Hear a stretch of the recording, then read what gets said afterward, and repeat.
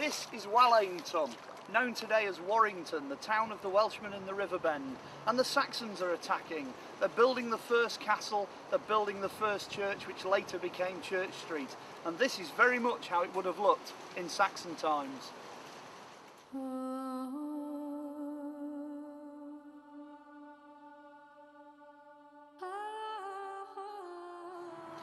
Who'd have thought that 1,000 years ago there was an enormous castle right here in the middle of this field, constructed probably by the Anglo-Saxons and occupied later by the Vikings and then the Normans. But as you can see, there's absolutely nothing here now.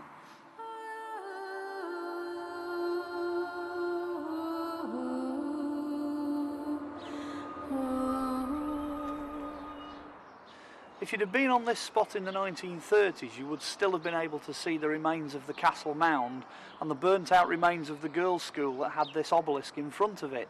But unfortunately the school and the castle were both demolished before 1940, and the only thing that remains, and you'll be able to see it on the photographs, is this obelisk. Next to the site of the old girls' school in the castle stands the ancient parish church of St Elphin's, which is here behind me, where it stood at the bottom end of Church Street for well over 1,000 years. So we're going to go inside and investigate the secrets that this building holds.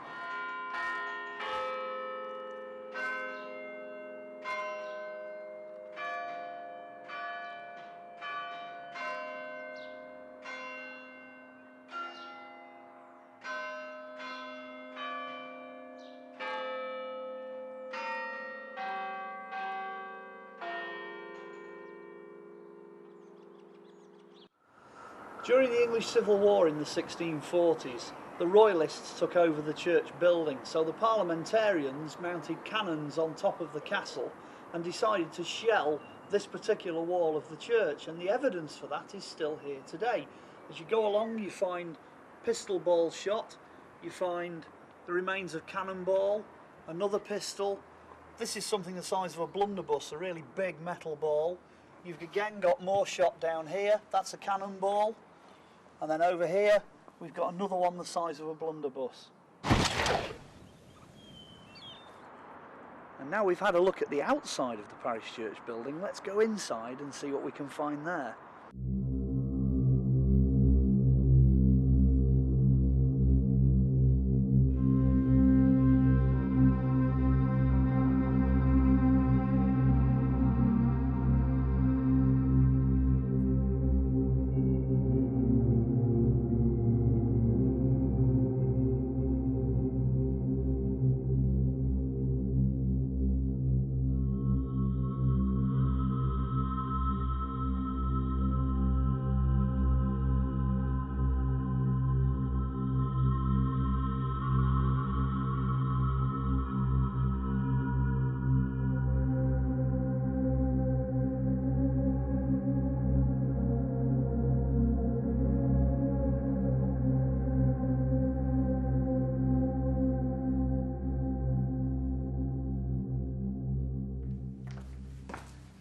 Somewhere down here is the medieval crypt, and that's what we're going in search of.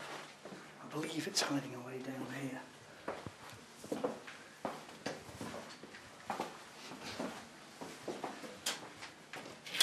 I wonder what's hiding behind this studded door. Oh, look at this. Whoa.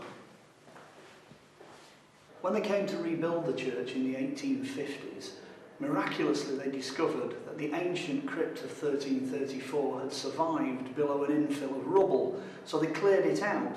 At the same time, they decided they needed to install drains, so they continued and kept going below the medieval floor of the crypt, and there discovered the timber remains of the Anglo-Saxon church of St Elphin's, and that is below my feet where I'm standing now.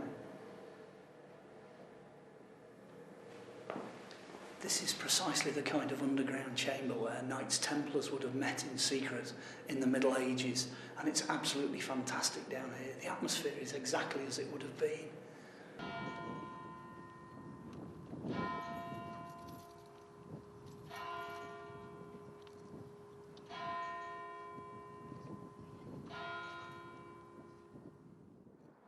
Medieval buildings were constructed by masons, and if you know what signs to look for, you can actually locate where the masons are buried around the buildings that they constructed, like this gravestone I've got next to me here. You've got the sun with its face, you've got the moon with its face and stars, you've got the arch for the Royal Arch, which very often contains secret code of different kinds. You've got the all-seeing eye, which represents God, the Almighty, and then you've got the tools of Freemasonry. There's one here, there's another one here, and then you've got the famous square and compasses, which has come to represent Freemasons the world over. What's a little known fact, though, is that Oliver Cromwell himself was also a Freemason.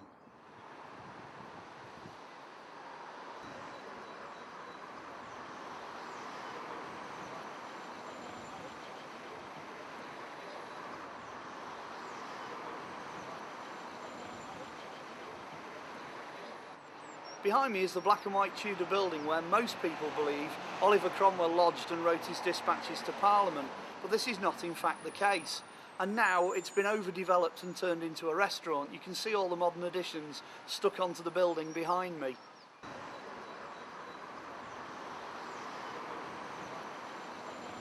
The building Oliver Cromwell actually stayed in was on the site of this brick one, 2 doors up from the famous black and white version. This is the real building Oliver Cromwell stayed in.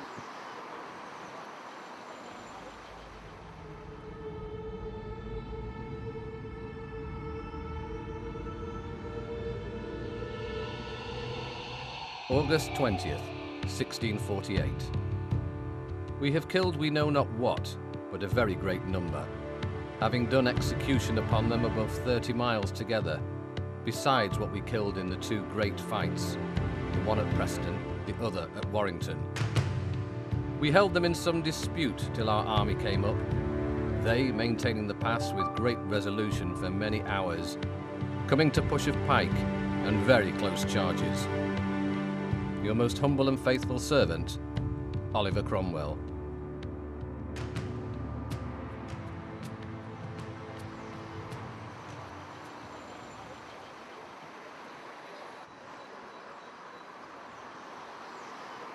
At the beginning of the English Civil War, James Stanley, 7th Earl of Derby, and the Cavaliers occupied this side of Church Street, where the Marquis of Granby pub stands now.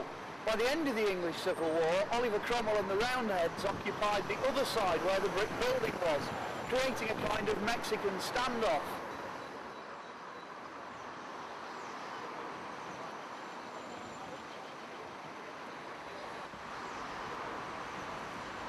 One of the most striking features to be seen on photographs of Church Street is the National School, built in 1833, and the 2 listed towers are here behind me.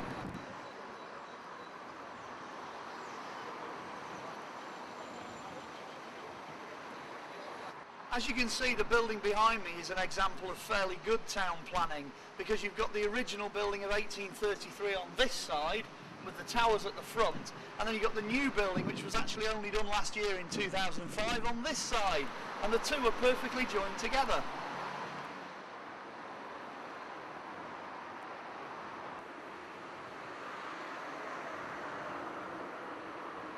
We're here at the opposite end of the original medieval Church Street.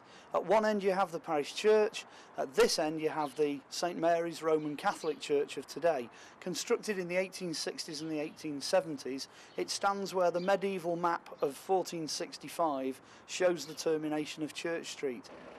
In the 1980s it was discovered that this wall of the church was sinking, and when they tunnelled underneath they found a huge hole which for 3 days they put liquid concrete into, and the concrete just kept disappearing.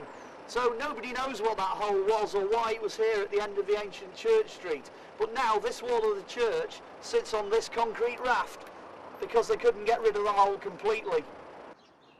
St Mary's was built by the monks of the Benedictine Abbey of Ampleforth in North Yorkshire and is principally designed by A.W. Pugin.